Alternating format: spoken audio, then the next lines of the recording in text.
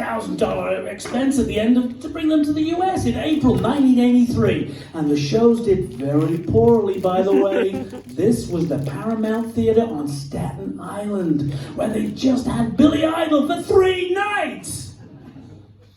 I think John was a bit surprised when we turned up with a fucking homemade flight case full of pyrotechnics and explosives, which had come over on the aeroplane. You look back at it and think, how the fuck did that happen? One guy came with a bomb board on an aeroplane. This was like a board used by the IRA to set off bombs. Right through customs, right to my house. They had dynamite. They blew holes in the stage. They blew holes in the floor. Oh, bloody hell.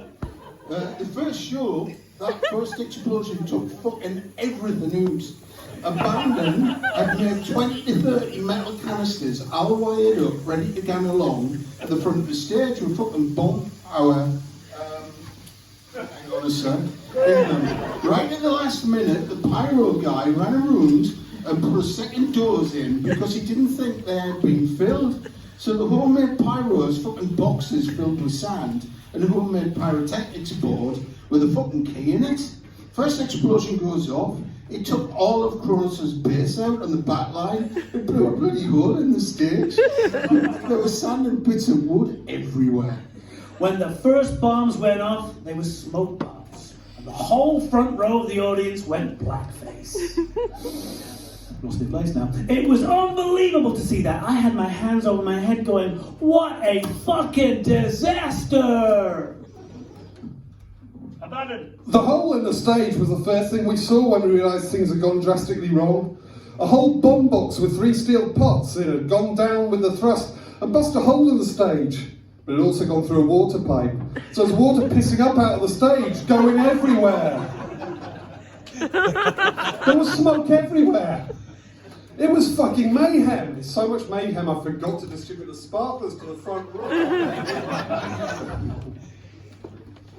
One of the pots we loaded full of explosives flew up and buried itself in the wall beside the balcony seats.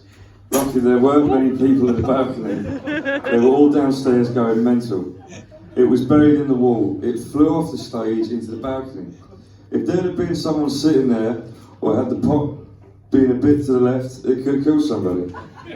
It was in a seat, not the wall. It blew up like a satellite, like a flying saucer, flew over the audience, embedded itself in a chair and in the back. Let me tell you something, the bill for the damages was not so bad. It came out at $666. The second night, explosion goes off, we run on stage, the curtains come up, but the curtain was so old and full of holes, it took half the stage, mics up with it as well. I climbed up onto this drum riser, 15 feet high.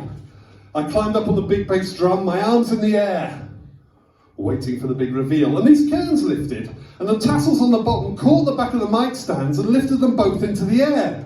So Cronos and Mantas came on, come on, you've got to run, Cronos. Cronos and Mantas came on from stage right and stage left. You've got to get back now, Cronos. Ran on like maniacs, crossed over each other, getting the crowd going. Cronos then went back to start the vocals, and there's no fucking mic stand there. The explosions had gone off, all the pyro had worked, and both mic stands were 40 feet in the fucking air. It was the greatest, coolest thing. No analytical view of it. It was just, give me 6 beers and put Venom on the stage in front of me, and I'm the happiest guy on the planet. There was a lot of stuff going on around there. We come in and we set off more pyro than anyone else. Sorry about the accent. What is Lars's accent? So Danish, Just California. like that. Just like that. Goes back a bit to the swagger. We're going to blow up more shit than other guys. Yeah, cool. No shit. They blew a hole in the stage. That's fun. It wasn't so much our thing. We didn't sit there saying, Johnny, we want to blow up the bunch of shit too. We were happy with whatever we were doing. But watching Venom, watching Raven, watching Diamond Head at the Ulrich Odeon, the fact that the dream came to life was so unreal in itself. All right, laugh.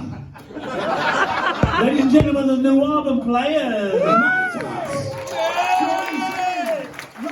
Ulrich, Cronos, and Abbadon. Hey, thank you very much, lads. Absolutely fantastic.